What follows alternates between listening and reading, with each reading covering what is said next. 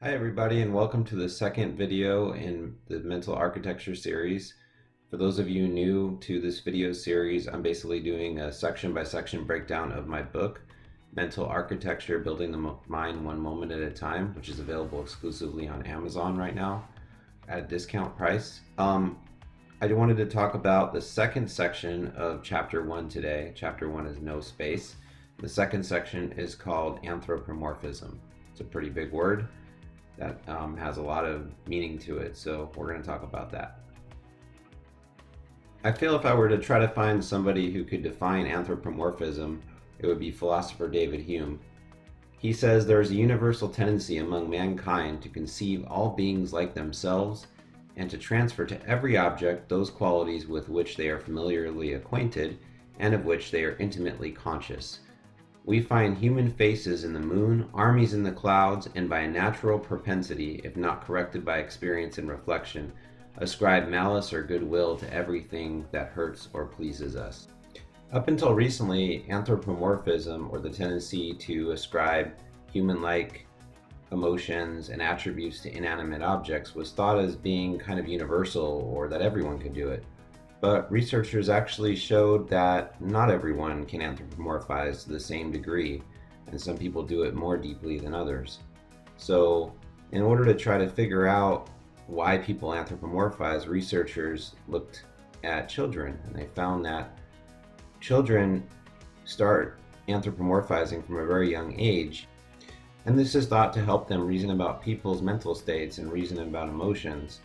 And also advertisers and product designers use anthropomorphic principles when they're building things or designing products. For instance, certain products might take on masculine or feminine shapes or even baby-like shapes. You don't really necessarily notice this. It happens often on a subconscious level, but you see it all around you, and once you notice it, it's hard not to. For instance, the bottle of soda on the left in the picture has kind of a feminine shape. It almost has that like curved hourglass-like shape. And then the soap bottle outline in the middle has kind of a baby shape to it. And what looks like kind of like a mouthwash bottle on the right has a very masculine kind of shape to it with very rigid curves. Research has also shown that people tend to prefer technology that has human-like attributes and qualities. In fact, there was a study done, which I talk about in my book, where researchers tested how people responded to human-like robots versus non-human-like robots, and they found that people actually behaved better when the robots were human-like. Our brains are just wired to see faces. We actually have specific face patch neurons in our brain, and 6-month-old babies are already able to distinguish faces, even in animals. The phenomenon where you see faces, specifically faces, in things that otherwise don't have them, so it's a type of anthropomorphism, is called pareidolia. So pareidolia happens pretty much everywhere and anywhere you could possibly think of it happening. In fact, one person even saw a certain political figure on one of the tiles in their bathroom. And I'm sure you're familiar with Virgin Mary on grilled cheese, and the list goes on and on. So not everybody experiences pareidolia in the same way. People who are highly spiritual and religious, women, and people with certain neurological disorders tend to experience more of it and be more sensitive to seeing faces and things than others. And the reasons for this are not entirely clear, but we could certainly think about raising children and needing to be able to be in touch with their facial expressions, and just a deep amount of time that spiritual and religious people spend meditating, praying, and visualizing a anthropomorphic God in some cases. So they have a tendency to also maybe see faces that way. And people who have certain neurological issues may be prone to accidentally seeing faces where there aren't any. So there's a spectrum for this phenomenon, but pretty much everybody experiences this.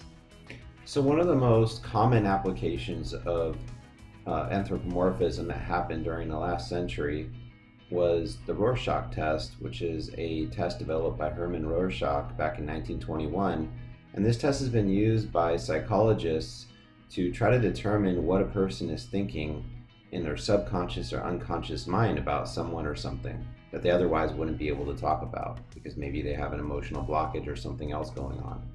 So this test was very widely used in the 20th century, but its use has kind of waxed and waned over the years because it's highly controversial. Basically, you get these images of ink blots, and this therapist is asked to interpret your interpretation, so it's like a meta-analysis of what you see in the ink blots. And the thought is that you will reveal subconscious and unconscious feelings about things, and possibly even elements of your own personality and relics of childhood or adult trauma, post-traumatic stress. These kinds of things are thought to come out of this exam based on these ink blots. And so there's a whole science to how to design really good ink blots, and there's even mathematical models that look at what the best kinds of ink blots are for generating a wide variety of responses.